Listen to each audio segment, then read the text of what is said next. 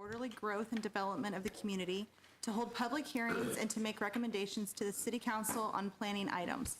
Please note that the City Council rules state that the public hearings for planning cases shall be conducted solely by the Planning Commission. No additional public hearings will be conducted by the City Council. Tonight's cases are tentatively scheduled to be heard by the City Council next month. Agendas can be found at topeka.org. The first case tonight requires a public hearing. The second case is a remand from the governing body, but the Commission may choose to entertain public comment. The Planning Department staff will summarize each case. After staff summarizes the first case and prior to the public hearing, we will hear from the applicant or the representative. All public comments should be addressed solely to the chair and are limited to 4 minutes. Chris, please take the roll. Mr. Armstrong? Here. Ms. Cavazos? Here. Mr. Freed? Mr. Hall? Here. Ms. Jordan? Here. Mr. Kennard? Ms. Messina? Here. Ms. Ringler? Here. Mr. Warner? Here. We have 7 and a quorum. All right. First item on the agenda after roll is the approval of the November 20th, 2017 minutes. Has everyone seen those? Any comments, corrections? Otherwise, I would entertain a motion to approve. I'll make a motion to approve. Second? I'll second. There's been a motion and a second to approve the November 20th minutes. Chris, would you take roll? Mr. Warner? Yay. Ms. Ringler? Aye. Ms. Messina?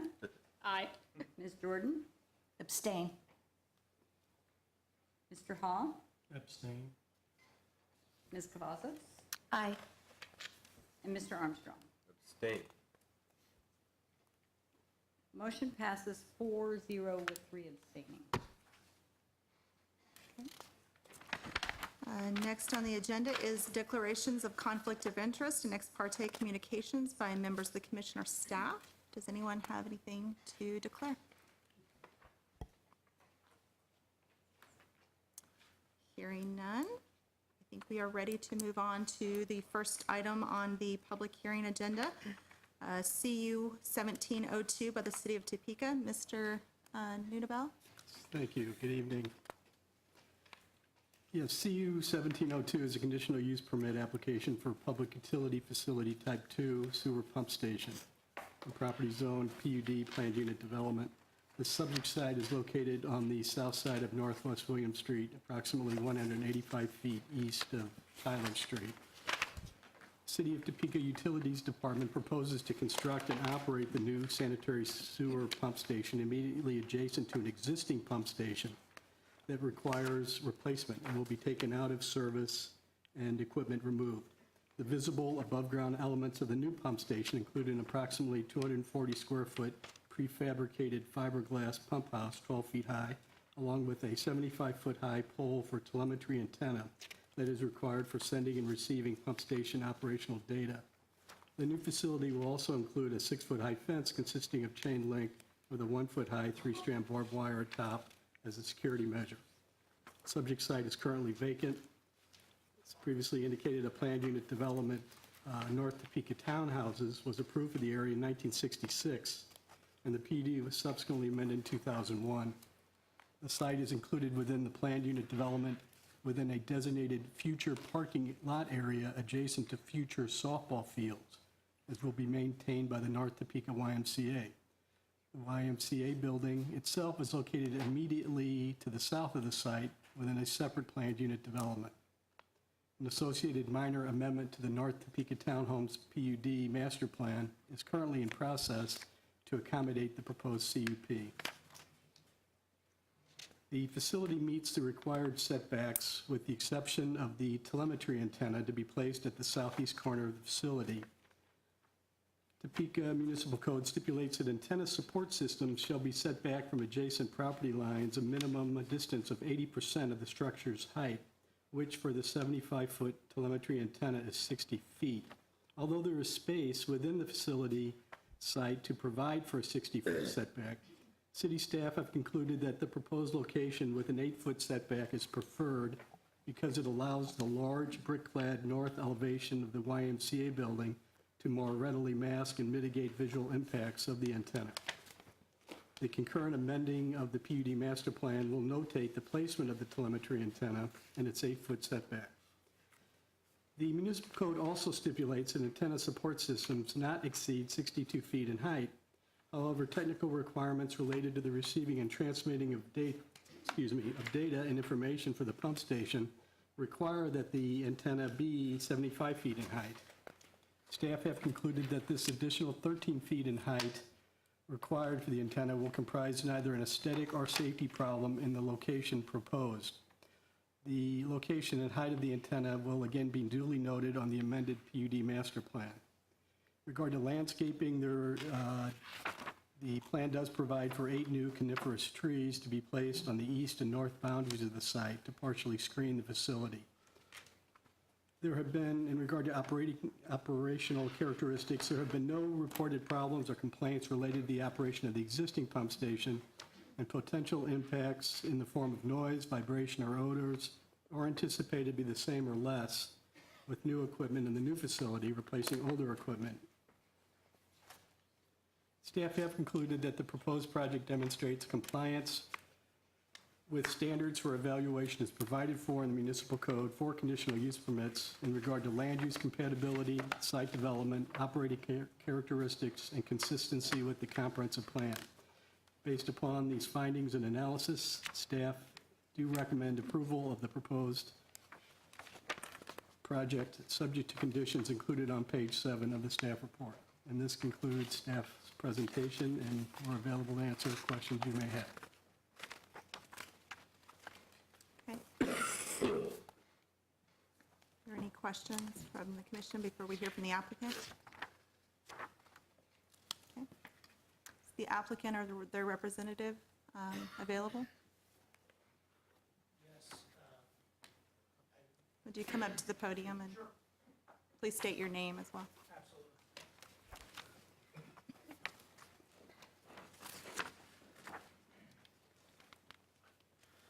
My name is Zach Stevie. I'm a EIT for the City of Topeka Utilities Division. We're project managing this wastewater pump station as John described. I don't have much to add. I guess I'm available for questions. I think you summarized it very well. Are there any questions? I had a question that I emailed this afternoon, and Mr. Hall was nice enough to answer, but I still don't understand. If you could tell me, and if this is just part of what is in the book for us, as far as the, why it is that they need to have the barbed wire. I guess it's just concerning for me because it's right next to the YMCA, and if there were children around, I know I don't want them to get hurt, but I also worry about the barbed wire being on top of the fence and what kind of liability that would have. So that was really my question for that. Yes, Commissioner Cavazos, the barbed wire, the security fence is not a city requirement. The barbed wire is not a city requirement. Okay. That's something that the applicant, in this case, City Utilities, is proposing. They do need to get a fence permit in addition to this. As far as the barbed wire, if this was closer to the street, staff might have more of a concern about more of the aesthetic impact, just kind of the nature of it. But given where it's located, it's back far enough, and it will be partially screened by the plants. In addition to that, to address the safety issue, the liability, through the permitting, the fence permitting process, the city will require them to, is my understanding, unless something's changed, city will require them to sign a hold harmless agreement in case someone tries to climb the fence and gets hurt by the barbed wire. Okay. Thank you. Are there any other questions from the commission? Yes, Mr. Armstrong. Commissioner. Could you tell me how the, and maybe this is a staff recommendation, number 5, general note number 7, about limiting the noise to 55 decibels at the property line, how is that determined, and is that just standard based on the pump size and sound that's planned there?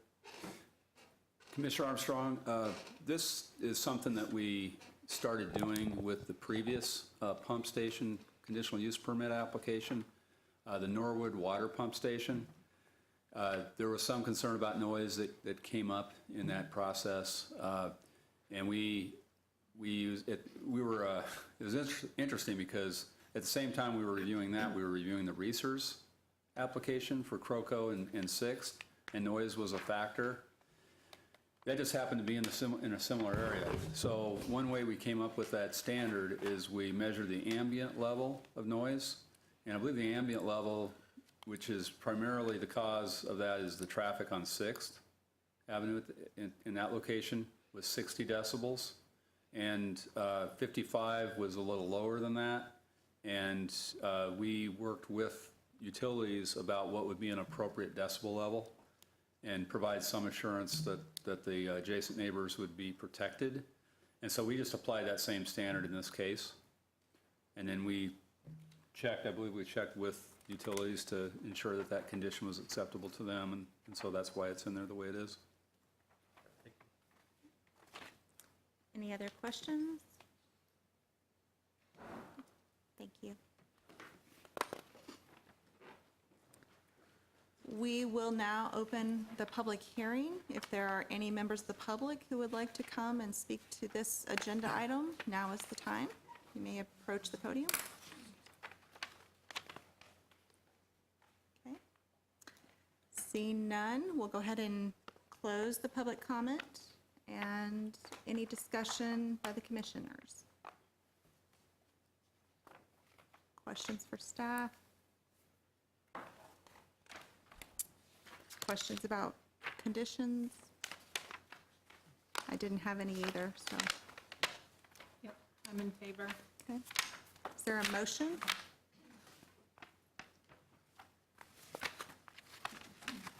Well, I'll move to recommend to the governing body approval of the CUP based on the findings and analysis from staff.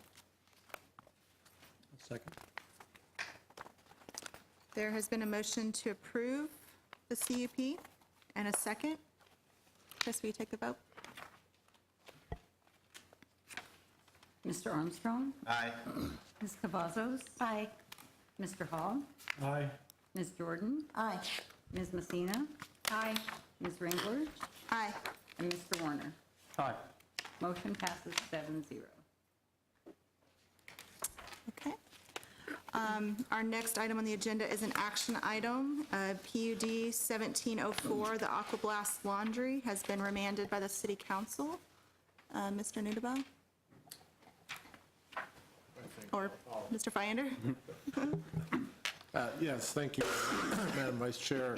I'll try and go through a summary of what has transpired, kind of with your previous meeting, through council meeting, and then just remind you of the recommendations that you have before you, and then kind of the process, your options to go through. So the first thing is you did hear this case back in September, and you did vote to 6-0 to approve with conditions a PUD for Aquablast self-service laundry. This was forwarded to the governing body for consideration. They did hear the case on December 5th for consideration and voted 8-2. That is not correct in your staff report. It says 8-0. It was 8-2 to remand the request back to the Planning Commission for two reasons. One is reconsideration of the 24 hours per day operation, as well as further consideration of potential traffic impacts. So you're in a little new ground here, so let's just go over some of the ground rules. So pursuant to city ordinance and state law, there is no notification required to go back out to the public to have another public hearing. However, we did send out courtesy notices, just so you know, to the area as we normally would, but is technically not a public hearing. The commission is not obligated to entertain public comment from either the applicant or the general public. If you decide to allow public comment, it should be limited to the two remand issues that we spoke about. And then, and we would advise if you open it up, to open it up across the board, not just to the applicant or not just to the public. So you would have two options at the end of hearing, if you hear testimony, or at the end of your deliberations. That is, one would be to resubmit your original recommendation back to the governing body and provide reasons for that. Or two, submit a new or amended recommendation. So I've prepared a little bit of a summary just to kind of, again, get you back into this. I think we sent out the videos, links, and I know several of you had questions about that or after viewing it, so that was good. It has been a few months. So let's just break it down into the two issues that it came back to you for us. First, the traffic. The staff assessment that was in the staff report really views traffic as having a negligible impact on the area. We also reached out to our city traffic engineer, Terry Coder, and we provided a statement from him as well. I believe we sent that around in your packet last week, if I'm not mistaken. I'm not going to read the whole thing, but suffice to say that that also concurs with the impact in the area not being one of concern. As a reminder, you did pass a condition that restricted, or not a condition, but you approved the site plan that restricted access onto 22nd Terrace to help with some conflicts with residential traffic. So that's already baked into the PUD and is not up for consideration. So with regard to the operation hours, so the 24-hour operation was allowed within the PUD as recommended by the Planning Commission in viewing the minutes as for the governing body and what was presented.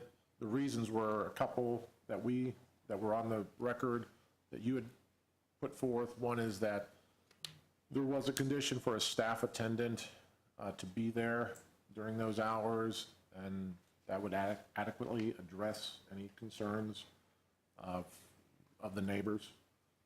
And then also there was a comment about it would be better to serve a more flexible customer base, night shift, and others that need that sort of late night hours for the service.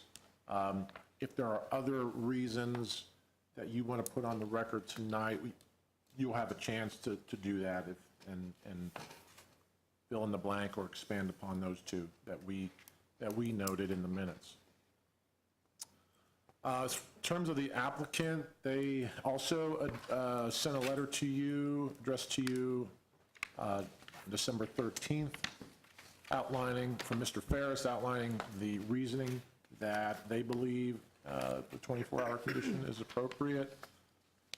Those reasons include that there are some uses that there are no restrictions in the current O&I zoning district for hours, and so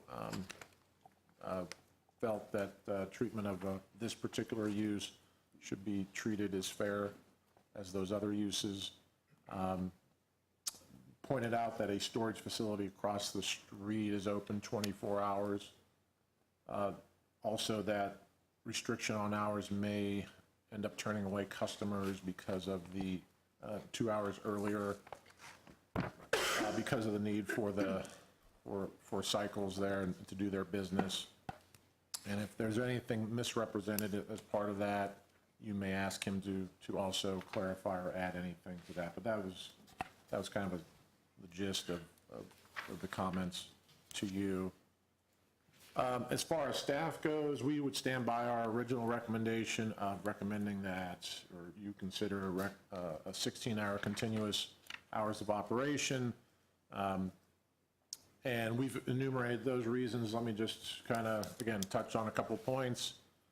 This being a transition area, not the right area for a commercial business, open to the random public, doesn't really fit the expectations of a residential or office area of which this is transitioning into.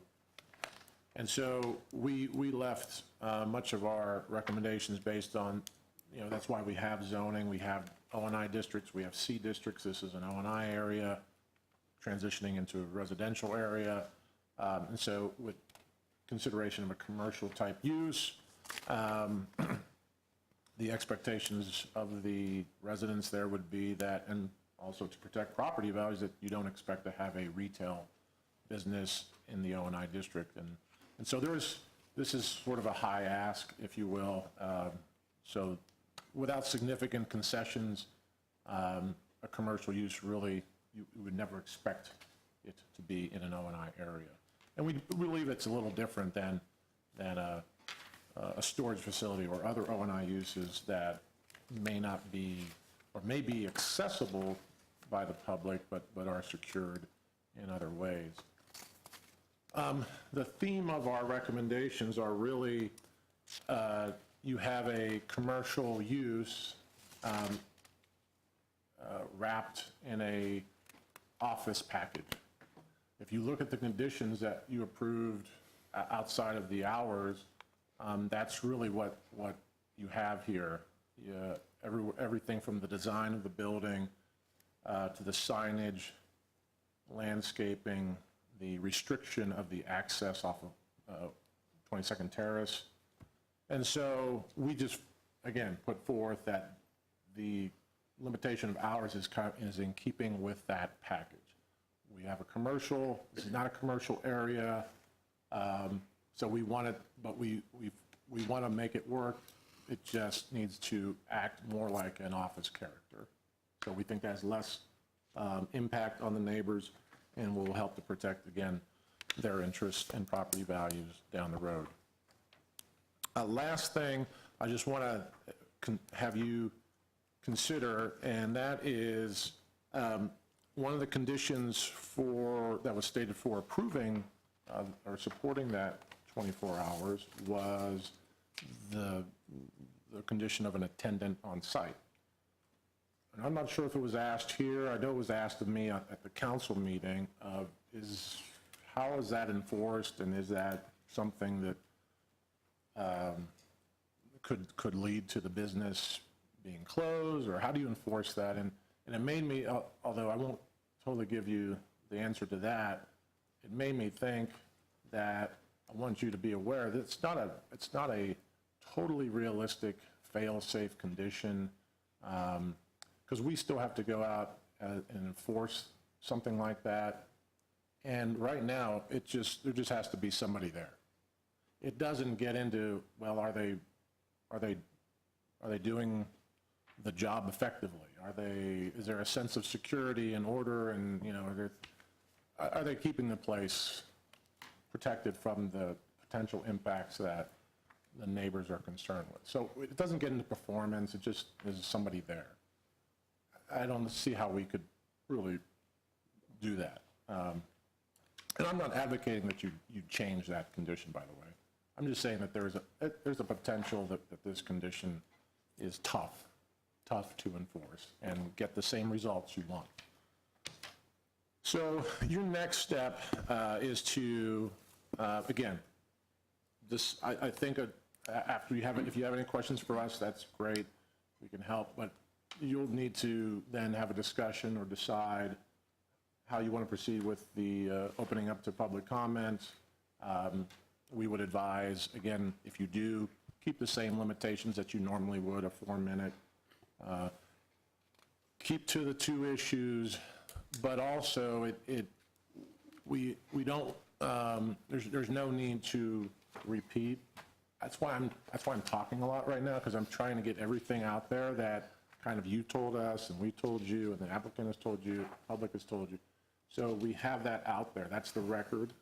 I'm just trying to summarize it.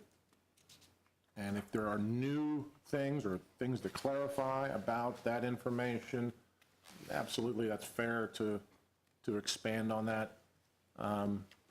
Repeating much of the same of what I've just summarized or you heard before, I think you have the right to tailor the commentary narrowly in this case, if you do open it up. So, Mary, do you have anything to add to that, or? No. Okay. Thank you. So that's all, and we'll stand for any questions as you go along here. Thank you. Thank you. All right. With that reminder, we need to take this up. My feeling is that I guess we want to maybe talk ourselves a little bit about, do we want to open it up for comment? Do we want to discuss a couple of our thoughts first, maybe?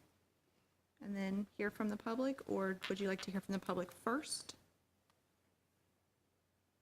Madam Chair, I would like to ask at least one question to the staff. Let's do that Before then. we do that. During the course of the dialogue that you had with the applicant during the application process, at what point did the concept of restricting hours come up? Was that early in the process? Was it something that you showed up late in the game? Was there a dialogue as far as whether this would be a viable project at all if the hours were cut or not? Help me out after I give my thoughts here, John, but I know as early as, certainly at the neighborhood information meeting, that was part of the ask, the request, and the neighbors knew about it, and we knew about it, and we also knew that was a pretty particular rigid, if you will, point for the applicant. They needed that as part of their model. Do you have anything you want to add? During the pre-application process, I don't believe it was discussed as an issue. But that's often when staff first sits down with an applicant and attempts to identify issues. I don't believe it was discussed or even notated or identified as an issue. So this did happen later in the process after the application was submitted. Are there any other questions for staff right now? Madam Chair, if I may. So is the problem with 24 hours more the advertising, that it's open 24 hours in this area? Or are you concerned about it being open at 2 in the morning or 3 in the morning? What's like the major push on this, if I may ask? Well, Commissioner Messina, it is the coming and the going of people to and from a business, and the things that, the unknowns that come with that, as well as the impact of people coming and going where there was in the all hours of the morning. So the concern is early in the morning, having more foot traffic or just more people about? Is that what you're? Yeah, I think, again, I'll just speak, if this is in a shopping center, there is no issue. But across the street from condos and townhomes, you know, after 10 o'clock, I think there is an expectation currently that businesses would be closed. Okay. Well, one of my concerns with just saying that they be open a continuous operation of 18 hours is that they could be open from noon to 6 a.m. and they could be open the entire night, if they choose. But that wouldn't get you what you're looking for, is having those foot traffic and having people in a shopping center that this area clearly isn't. So I don't think just saying be open 18 hours, because it does give them the free range to be open whichever 18 hours they choose in the day. So either looking at giving them specific guidelines to not be open at 2, 3, 4 in the morning, or just leaving the 24 hours. I don't like the 18. And if I may, just to clarify, there was a question whether it was 16 or 18. The recommendation was 16, and that was stated at the meeting. I think you had asked about it, Commissioner Ringler. And so it was 16, but you are, point well taken, that we thought do you put an actual time limit, 10 o'clock, 6 to 10, which is what we see most of the laundromats are in Topeka. But yes, we would not disagree with that assessment, yes. I don't know if anybody else took any kind of informal survey or drove around. I did a little bit this weekend, and I observed what you're saying, Mr. Finder. You know, usually it's from like 6 to 10 or 7 to 11. I think the latest one I saw that was open was near the university. It's open till midnight. There was one that didn't have a time on it, so I assumed that it was open 24 hours, but it doesn't have an attendant, so there was no one to ask. But they all also do say on the door, you know, last load an hour before closing. So that does give people some indication that they need to wrap it up and move on.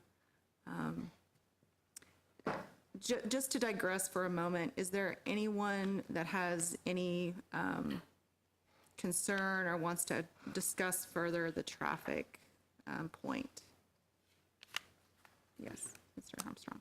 I'll just, after reading the city traffic engineer's summary of kind of reiterating the original recommendation, I totally agree with what he had said about the amount of traffic in and out, that is potentially less than 1% of the overall daily traffic at the major intersection of 21st and Westport, and that's really died down since 21st and Wanamaker is open, and there's not near as much detouring traffic, bypassing traffic through the neighborhood. So I was comfortable before that traffic wasn't going to be an issue, but I definitely would agree with the way that Mr. Croner summarized that. I did as well. I didn't know if anybody else had any other thoughts. I'm in agreement with that too, and they used commercial shopping centers for their baseline, which is a lot higher than, I know the category for laundromat wasn't in there, but I'm more than comfortable after reading that analysis. Any other questions for staff right now or discussion? Madam Chair, I'll just go ahead and add that I do think it would be in the owner's best interest to limit crime on their property and to have someone there. Is it enforceable or not that they have a person that is working there 24 hours? I feel maybe this laundromat may have the opportunity that they look 4 months or 6 months down the line and they realize that it is not profitable for them to be open overnight, and that they end up limiting their hours on their own.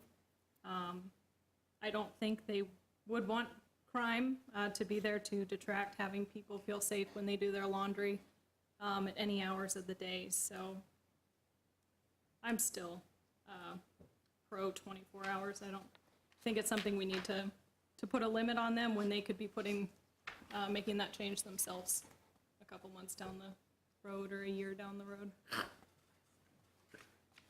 I thought of that too, that they may reconsider that on their own at some point.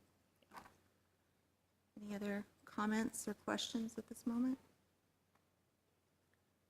Would anyone disagree with opening for public comment? No. All right, at this time, we would like to provide an opportunity for the public, neighbors, to comment. Mr. Fyander? Madam Vice Chair, I would suggest if you want to have the applicant Okay. come up first, like we normally do, Okay, and then that can let's set do the stage. that first then. Yeah.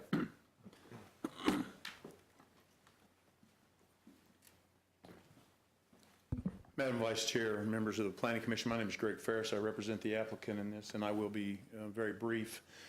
We did also submit, at the request of planning staff, a revised traffic count, I think, and to go along with what you said, we're actually going to generate about 10% of what the traffic engineer projects. So that's what a building that size, I think it's kind of important to think about. A building that size that was office or something more than what we're doing could generate that many cars, so it actually would have a bigger traffic impact. So I appreciate your comments on that. I will spend just a few minutes talking about why I think 24 hours is important to us. To answer your question, sir, the first time we saw 24 hours was in the staff's recommendation when we saw the first time we ever thought that it would be that was when staff's recommendation came out in their formal recommendation. That was the first that I had seen that we weren't going to 24 hours. I think that the main thing that we need to remember as we look at this is that this property is not residential property, it is office property. And under that office zoning, there are, as I listed to you, several uses that are allowed that really would generate more traffic late at night and really, for example, if you put a medical clinic there, emergency medical clinic, you might have traffic that was coming in there from accidents or shootings or knifings or something like that, which would be far worse than a laundromat.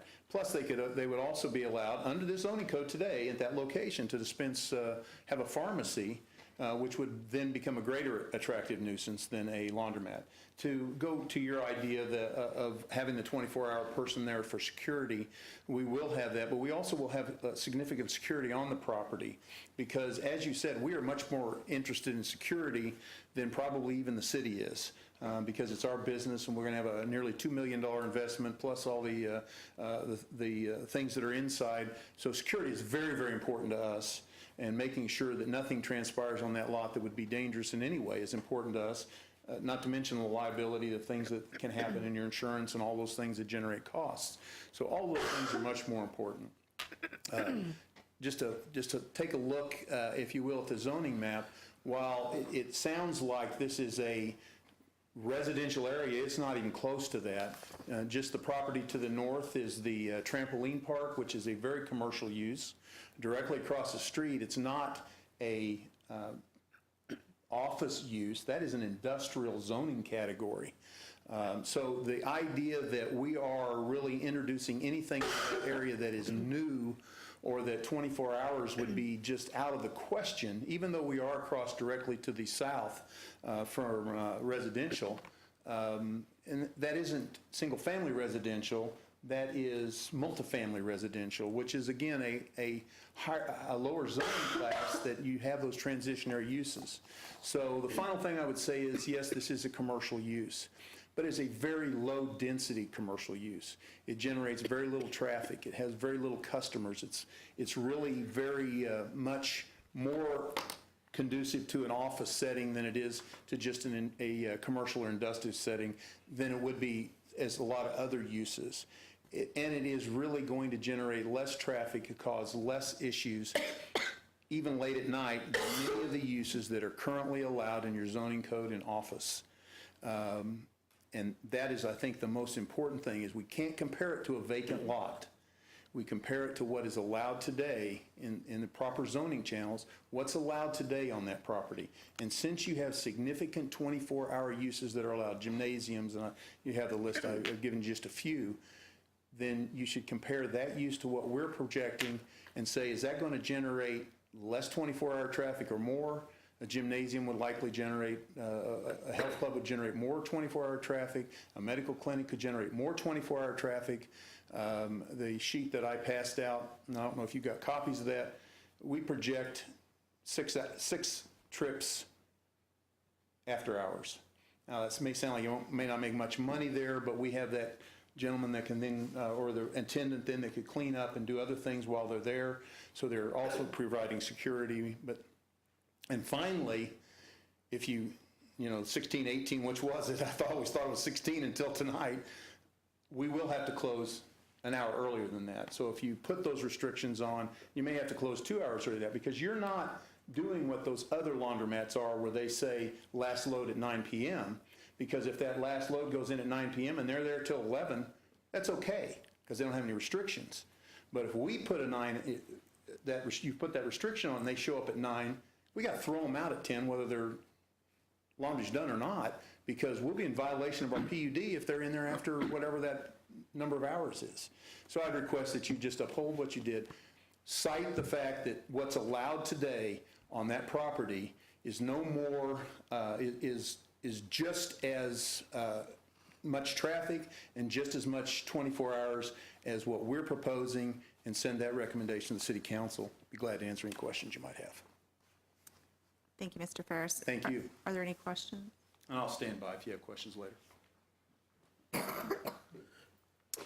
All right, at this time, we will take comment from the public. If anyone would like to step forward.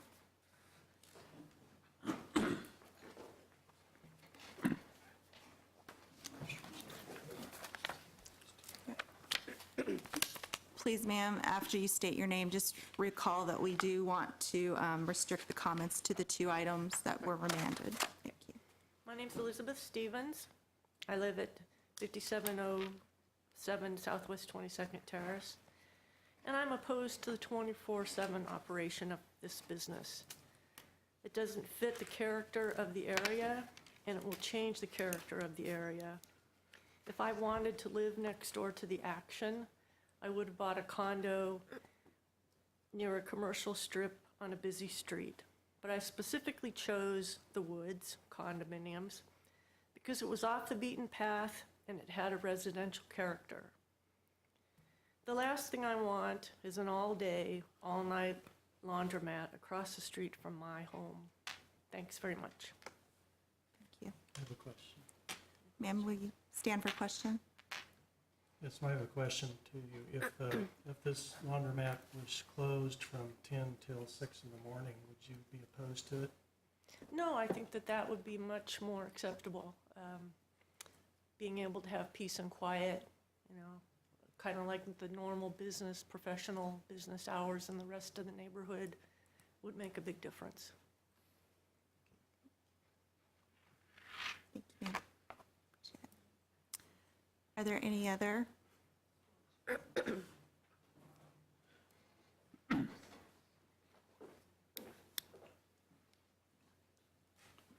Thank you, ma'am.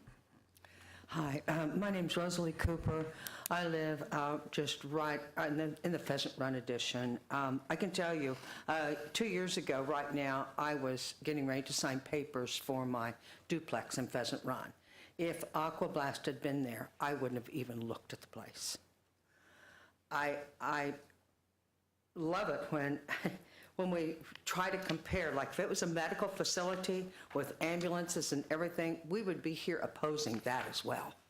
The dental office is catacornered, and they're not there on Sundays. Their Saturday hours are limited. So our neighborhood becomes a neighborhood again, and we don't really hear much because of the way they're situated. The traffic, I can tell you that I didn't even have to go to Wanamaker to know when the detours were lifted, because it got quieter. There was suddenly the same peace in our neighborhood that we knew before Wanamaker came into place. This Saturday, and the other thing is I noticed in Mr. Ferris's response to the neighborhood in August, he talked about that the peak times of a laundromat are different than the peak times of normal traffic. But that's not quite correct, because 21st is the quarter to Wanamaker. So weekend shopping and restaurant usage makes those weekend peak times as well. Saturday, I left my house at 2 o'clock to turn right on 21st and get on 470 and hit the turnpike. I was the 5th person in line, and we sat there for quite a few minutes. Now, that's after Wanamaker has been opened. What will it be like when we add laundromat usage? I visited the Aqua Blast here in Topeka at 15th and Adams, and I actually knew somebody that was in there and interviewed them, and they said people most often drop their laundry. They come and go all the time. So it won't be they just come in, they do their laundry, and then they leave. It's going to be in and out traffic all the time, and I would say weekend's going to be a pretty high usage. Also, and I'm kind of skipping around, I'm trying to stay on the topic of the traffic and the 24-hour.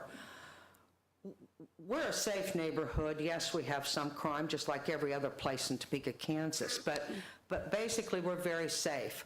I feel like 24 hours a day, a facility being open is like putting a bullseye right on us. even fast food restaurants, if you think about it, those that are open 24 hours, like the McDonald's and the Burger Kings and the Wendy's, it's just their drive-up window that's open. It's not the whole facility, and the reason for that is crime. The facility that he owns at 15th and Adams is open from 7 a.m. to 9 p.m. And I think the reason for that is crime. And so I ask you to really think about this.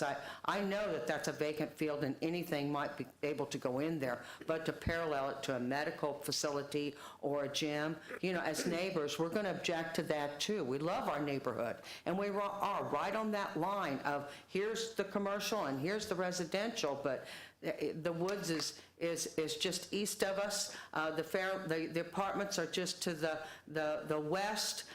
There's other apartments that are just directly south, and all of those have their own laundry facilities. This doesn't make sense. I brought you pictures. One of the things Mr. Ferris talked about was that they would have an inviting interior. And those pictures, I apologize, they're dark. It was not dark in there. I want you to know that. It was just my printer. So, but they said they have an inviting interior with TVs and a nice atmosphere so that people would want to stay there and not roam around Pheasant Run or whatever. And guess what? There was TV here, and all the chairs faced this way.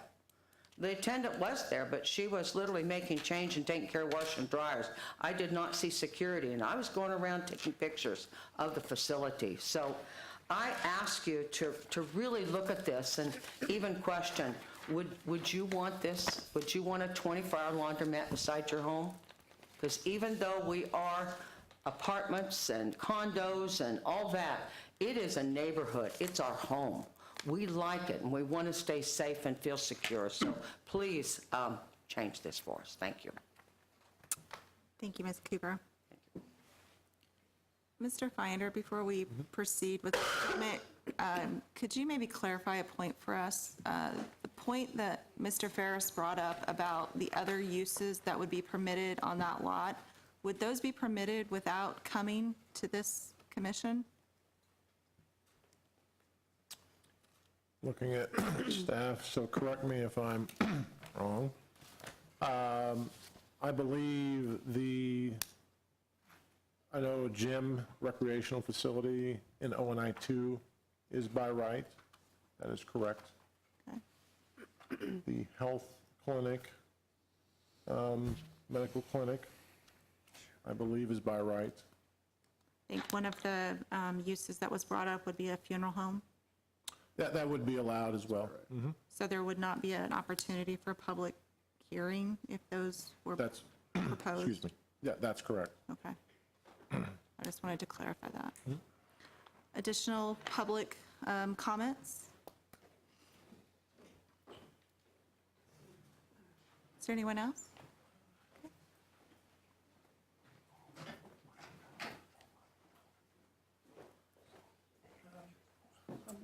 Pete Tarnauer, I'm the president of the Homeowners Association at Pheasant Run. I've been asked by numerous people there to oppose this. I do think the 24-hour problem make it harder for people on the west side and the north side of the complex to sleep at night because the lights and the traffic, if it's open 24 hours. And so, and also there's a curve there coming from the south that way that I think there should be a sign saying school bus stop ahead, because they stop right on that curve, and I don't see how people can see around that curve. The buses, when the school buses stop there. And like the other person was saying, even this last weekend, of course, there's a lot of Christmas traffic, but 21st Street and Westport Road, I think everyone knows is the busiest section of traffic in Topeka. And so any additional traffic is going to make it more congested. So those are the main points I wanted to bring up. Is be more congestion. There's danger with that bus stop there, school bus stop, and being open 24 hours a day. And then also, I've heard from one of the people there that they talked to one of their lawyers and said that it will make property values go down, and we pay a lot of money there. in property taxes for our units. Thank you. Are there any questions? Thank you. Ma'am.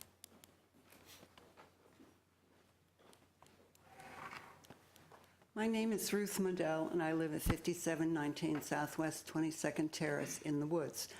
I spoke to you the last time that you met, and at that time I was speaking really more on the safety issue and how we really felt that people to be there 24 hours a day. If someone's there at 2 in the morning, they might want to go out and smoke, and so they might want to wander around. But the thing that that came up at your last meeting that kind of said, okay, we'll do this 24 hours a day, was that someone commented that we have a storage facility close to us. If any of you would drive out Westport, you would see that you don't even see that storage facility from Westport. There are 3 entrances to it, one on 21st, one on Westport, and one on 22nd Terrace. And those facilities are really behind the Target shopping center. And between those storage facilities and the condos, Pheasant Run and the Woods, are a dental office, 2 dental offices, a veterinarian's office, and Shirley Construction, which is just an office, not a facility, a business. And that kind of made everybody go, oh, well, it doesn't matter then. We've got a 24-hour facility there, so we can have another one. As I say, if you were to drive through there, you would notice that we're not impacted by those facilities at all. They are behind things. They're where, I understand there was an airport there, and that's why Westport zigzags around the way it does. And so they're hidden back there. You don't even see them from 21st Street. You know, and so, you know, I just ask you to think about this and think about why the city council sent it back to you. I think because they heard from so many residents who were so concerned about a 24-hour facility there that's why you're hearing this again. And I ask you to really think about it. Thank you. Thank you, ma'am. Any questions? Any further comments from the public? Hello, my name is Tracy Chamberlain, and I'm the applicant for this piece of property. And just want to clarify one thing. The piece of property that we currently own is Aquablasque in Topeka is not going to be the piece of property that we're asking to build here. So comparing that to what we're trying to build here is not even comparing apples to oranges. We're going to inject about $2 million into this piece of property, and it's going to be a beautiful, beautiful building. It's going to be carpeted, televisions, and that type of stuff. As far as the 24 hours, we have to have an attendant there. We own 4 other ones in Wichita. They're open 24 hours. Attendant there 24/7. Some of them, we have 2 attendants there. So I just wanted to clarify that there will be a attendant there 24/7. And that's for us because we want to protect our property just as much as everybody else does. And that's why they'd be there. So I just wanted to clarify that. Don't compare what's at 15th and Adams right now. That was, we wanted to get into the Topeka market, and that was an opportunity for us.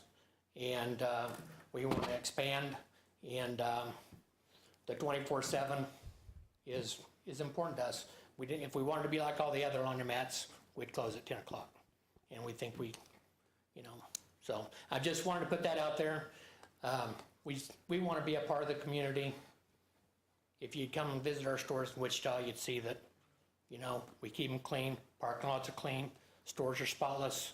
That's what we do. That's how we run our business. So just wanted to say that. If anybody's got any questions, I'll be happy to answer. A question for you. On the stores in Wichita and the trips that were indicated on the new information that we were handed out tonight, the 11 p.m. to 6 a.m. time frame shows 6 trips. Is that an average of all the stores in Wichita? Is that a pretty accurate Yeah, number? it'd be something like that, you know, it would probably be no more than 10. Of course, the Saturday night would probably be a bigger night than any of them, because most people don't have to go to work on Sunday. Maybe a Friday night, but Sunday nights would be slow. They usually start slowing down around 10 o'clock, typically in Wichita. How many facilities does that include? I assume you took an average of the facilities. We have 4 facilities in Wichita. Okay. And you guys, was this indicated by the machines being triggered, or did you sit out here and watch the traffic? That's me being in there a lot. Okay. I spend a lot of time at my stores. It's what I do. I was in the aircraft business for 30 years, and I started buying laundromats. So I keep an eye on them. We have security cameras set up on all of them. We can view them at home. We can pull our security cameras up right on our computers and our phones.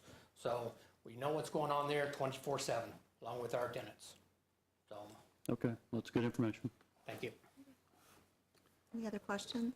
Madam Chair, if I may, I do have one more question for you. In the event that you cannot get your 24 hours, it does not get passed, and we limit your hours to 18, do you have any idea of what kind of hours you'd want to have if you had a limited? We haven't thought about that. I'm really hoping that you'll go with your previous recommendation of 24/7. It's really important to us, mainly because of security. Just because you shut the doors doesn't mean people aren't going to come sit in your parking lot. And everybody will tell you, if you'll come to my stores in Wichita, we don't let people come to our laundromats and sit in our parking lots or our stores unless they're doing laundry. And really important that we do that, and for security reasons. And we just don't want people there not doing stuff that they shouldn't be doing. So that's how we run our businesses. And we've got a successful model in Wichita. And like I said, I understand their concerns. We want to be part of their community. We want it to be just as safe as they want it to be. And that's why we have 24/7. Thank you. Any additional questions? Are there any additional comments from the public?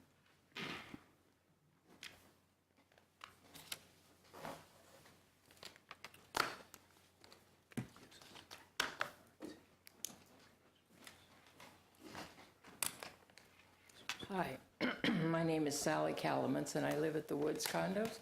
And there are just a couple points I wanted to bring up. At the other meeting that we had, we were told that most of his business is done at night and on Sundays.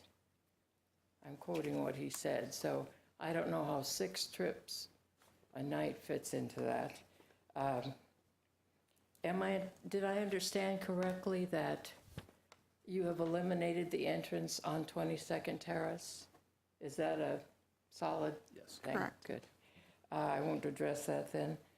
The other businesses that are close, which are mostly dental offices that are close enough to cause any noise, close at 5. And as she said, the storage facility has never been a problem. We've never had any problem with congestion or noise from there. And I have to disagree with the traffic assessment, because if you live around there, you know that 21st and Westport is terrible. Really, they should not be allowed to turn left there. It's an accident waiting to happen. And people that get up there wait forever to try to turn, because once that light at Westport, there's kind of a jog there by the, there's a car wash, and then you kind of jog around to Westport. When that light turns, there's about 3 cars can get through. They can turn right. You can never turn left between 7 and 7 hardly. So there's a lot of congestion there, and it's not just Christmas, it's not just the detour that we had, which naturally made it worse. But that is something to consider. There's a lot of congestion there. Go there at 5 o'clock and you'll find out. Thank you. Ma'am? Ma'am, would you take questions? Yes, I have a question for you. If this this open ground that we're talking about now was occupied by apartment buildings or townhouses, what do you think the impact of the traffic would be at 21st and Westport Drive? There would be more traffic. There's so many apartments and condos and so forth already. There would be an impact, but it wouldn't be the noise issue, for one thing. And, I just think it would be a whole different situation. There wouldn't be all the lights that go along with the business. There wouldn't be people from other areas coming in, driving back and forth. So and traffic isn't in and the out. major driving force in your decision? Traffic, noise.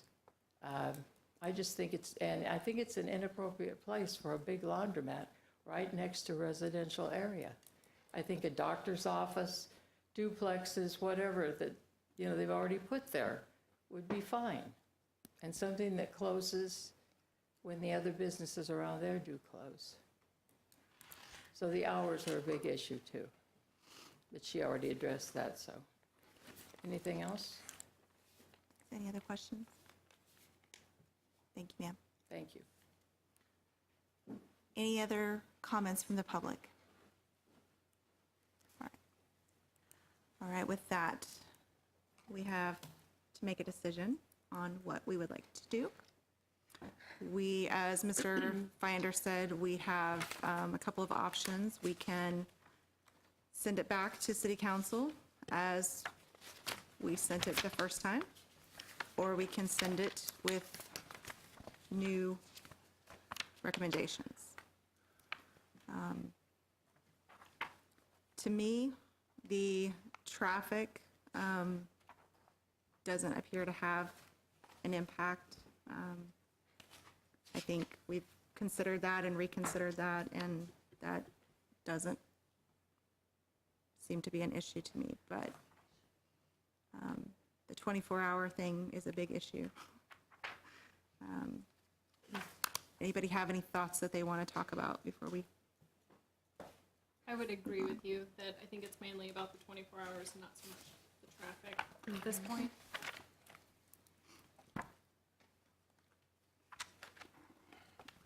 Did the original conditions of the staff recommendation have anything in there about the 24-hour attendant in writing?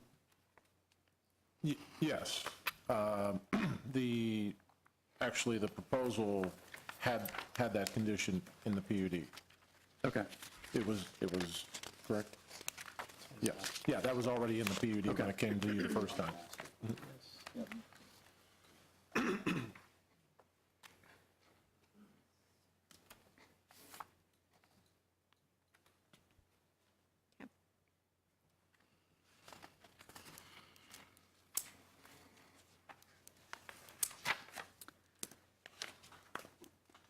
So, Mr. Finder, if I'm correct, however we send it back to City Council, we need to make sure we define our reasonings. Yes. To make sure they're clear.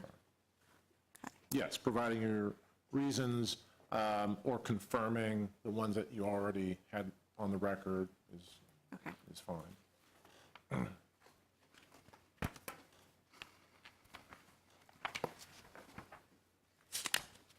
Chairman, I'd like to make a comment. It seems to me this is a tough decision to make. I think but the fact that we are doing this as a PUD and we're making conditions to allow a commercial facility into an office and an O&I type zoning, we're doing that almost as a favor to the applicant. At the same time, I don't see that the traffic is an issue. I don't see the lighting as being an issue because of the direction of the lighting that will be directed away from the public. But I also see how there could be more noise at nighttime with cars coming and going and doors shutting and car doors shutting, et cetera. So from my viewpoint, I think there's a compromise here, and I think that if the hours of operation could be limited, then I would support, in my view, I would support the applicant's position and approve the project.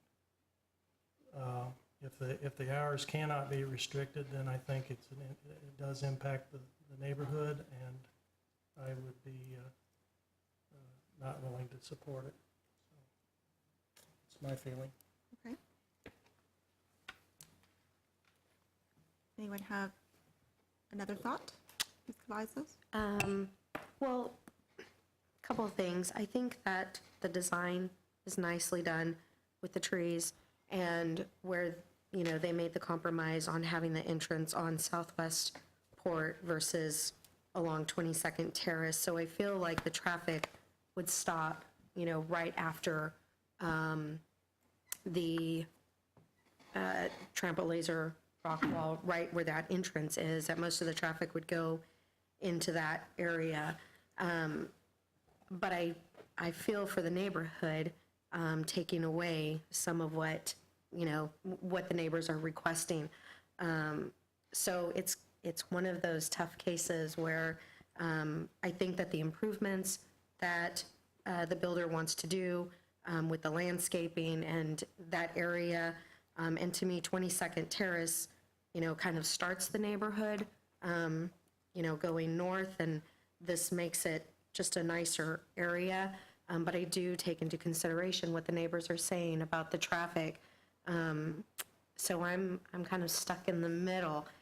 I probably wouldn't want it in my neighborhood, but I do think that they've compromised on where the traffic flow is going to go into. But as Mr. Hoff said, that the traffic doors and things like that could be a big issue at midnight. So that's just something to consider as well. I don't think I helped. But you talked it out. I talked it out in my That's head. good to have in the minutes.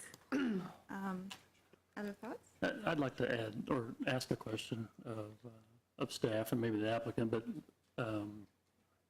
the site plan has changed a little bit from the original one. It looks like it's been rotated. That was a condition that you all placed at the Right. first meeting, and we complied with that condition. Right, and I wasn't on the commission at that time. Oh, I'm sorry, I But apologize. that's, Yeah. but I'm just pointing that, I'm pointing that out. I was in the audience, but I'm pointing that out. But it looks like that you've taken the parking from, customer parking from 22nd Avenue and put it up on the north side. So Away there's from really- the neighbors. Yeah, there's no customer parking on the south side that's adjacent to the residential, with the exception of appears to be some employee parking. Correct. By rotating the building also, it appears that the two entrances, the main entrances are now on the north and northwest, or west and north. Is that correct? That is correct as well, sir. Okay, so the question about the noise from the doors and things has tried to be mitigated a little bit and moved further north, closer to the office building that's right next to it, and then the laser tag building, the restaurant. So, a few things have been done since this was discussed the first time to help that situation. I just wanted to point that out. Thank you for pointing that out. Well, it does appear that the least detriment to their business would be if Topeka's anything like Wichita, from 11 p.m. to 8 a.m. when they don't have that many trips. So if we required some kind of closing time, asking them to be closed between 11 and 6 a.m. might help.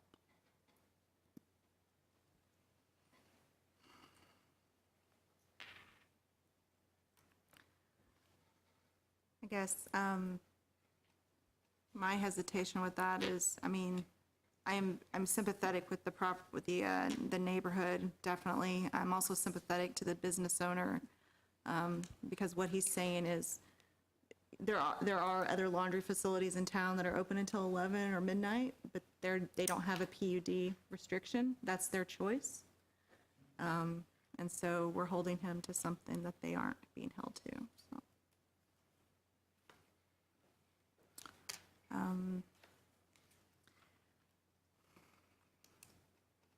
I don't know that I heard anything new that I didn't hear before. Anybody else?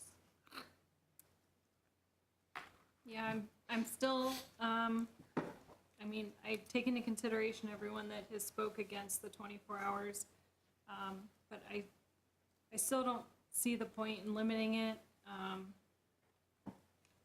They're gonna have someone there. They're not gonna want crime. They're gonna be doing due diligence. I think it's his right if he wants his property to be open 24 hours. It's just a laundromat, and it gives people more opportunity to go when all the other laundromats in Topeka are going to be closed. So if they work different hours, they'll at least have one laundromat in Topeka that they know they can rely on that's going to be open. That's kind of where I'm at right now. Mr. Armstrong, did you have I think that was an issue that we heard the first time was, a potential second shift worker being able to get off work and do laundry, and that would be something that he would be looking for.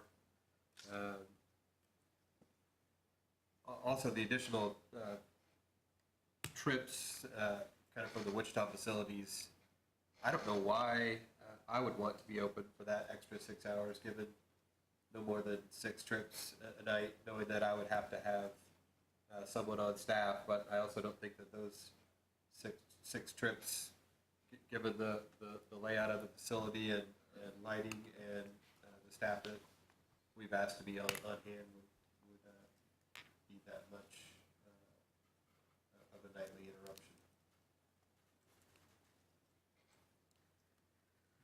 interruption.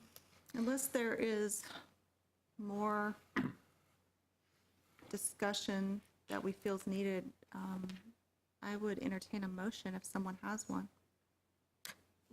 I just have one more thing. Please repeat this. If this was anything other than a laundromat, it would not need to come before Planning Commission to make that determination if it was a funeral home or a medicist or something to that effect. Is that correct? Commissioner Cavazos.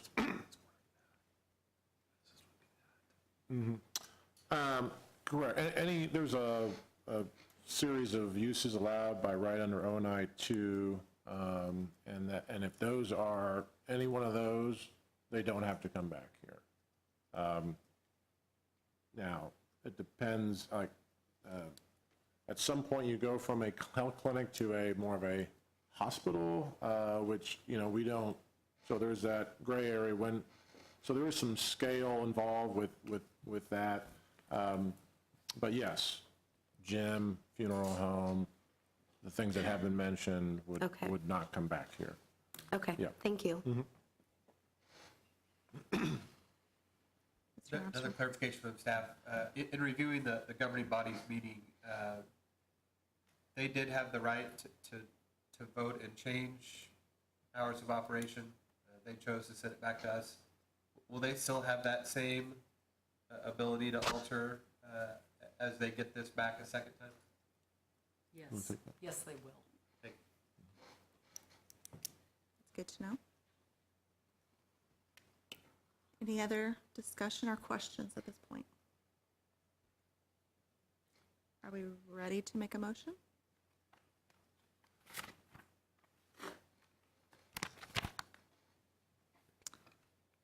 I can make a motion just to get us something to talk about. I would move to approve, let's see, this PUD with the 2 conditions as stated previously. The original recommendation. The original recommendation. what you- I would yeah. move to approve the original recommendation. And second that. Okay.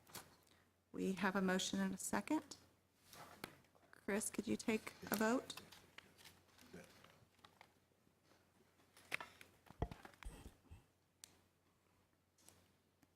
Mr. Armstrong? Aye. Ms. Cavazos? Aye. Mr. Hall? Nay. Ms. Jordan? Nay. Ms. Messina? Aye. Ms. Ringler? Aye. And Mr. Werner? Aye.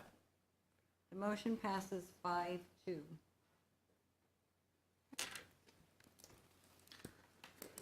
So we will wait for the city council to decide again.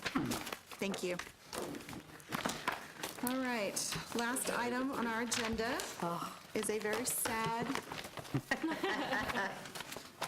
sad one for us. We are saying goodbye to Ms. Cavazos. She is finishing her time on the commission to move on to bigger things. And I understand that we would like to present something to her. Is that correct? Yes, Madam Vice Chair, it is my pleasure to present this, but I'm not very happy about it. I have great questions, don't I? Commissioner Cavazos, your time spent here has been very constructive. You are not one to shy away from asking the tough questions. You are always interactive, I know, with staff and want to do your job. You should turn on your mic. Yes. Thank you. So, all the good things just went off the air. So we want to thank you again. I know you have been extremely constructive in this job, wanting to really be a leader in it and do it well and get it right. And we just so appreciate that. Any of the volunteers here that do that, it really comes through. And so I want to thank you, but you're also going to continue to do major service in the community as a leader, and probably something that might even be a little more important. But you want to tell us what you're up to after this? Well, so starting next month, I will be on the board for USD 450. So I'm super excited about that. And congratulations, that is Thank awesome. you. That is awesome. So what we wanted to present to you by the city of Topeka on this 18th day of December 2017 in recognition of Rosa Cavazos for her service to the city as a member of the Topeka Planning Commission, January 2015 to December of 2017, as well as Topeka Planning Commission co-vice chair, January 2017 to December 2017, Mayor Larry Walgass. So we'll present this to you, and again, thank you so much for your service, and nothing but the best endeavors down the road. Thank you. We really appreciate it. Thank you. This taught me a lot.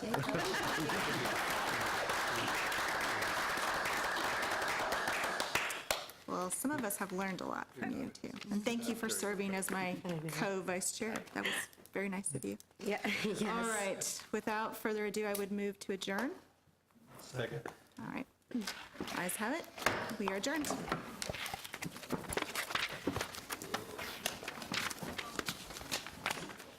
Going to wrap up my cookie.